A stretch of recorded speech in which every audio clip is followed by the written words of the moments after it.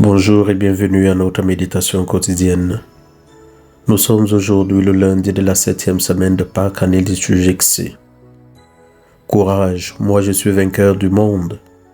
Jean chapitre 16, versets 29 à 33.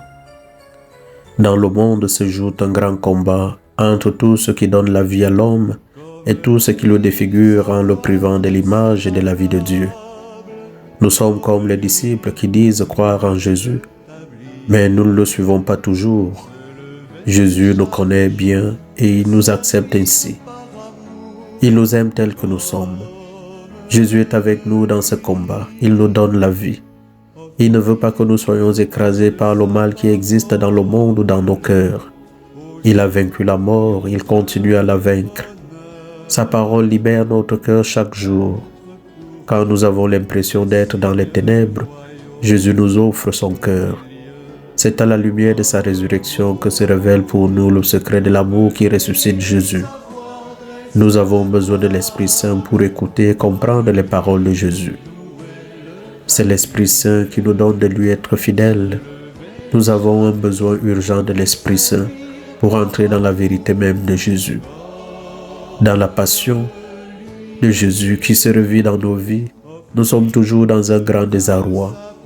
Nous vivons dans l'évangile qui s'actualise encore pour nous. Judas le vent, Pierre l'aurait dit. Nous sommes témoins de la fuite des neuf. Aujourd'hui encore, en nous se revit cet évangile. Cependant, Jésus dit, « Je ne suis pas seul puisque le Père est avec moi. » Il y a aussi Marie et Jean l'apôtre qui seront avec lui au pied de la croix. Notre vie renouvelle encore l'incohérence des disciples de Jésus. Nous ne pouvons demeurer dans la paix que dans son amour. Il nous faut prier car il est nécessaire de nous enraciner dans le cœur de Jésus. Dieu est sans cesse penché sur notre cœur. S'il est calme, il reflète le bonheur de Dieu. La perfection de la sagesse embrasse toute notre intelligence.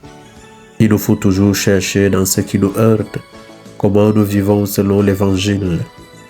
Si nous gardons en mémoire du bien, la réalité paraît moins laide et le ciel nous est plus doux.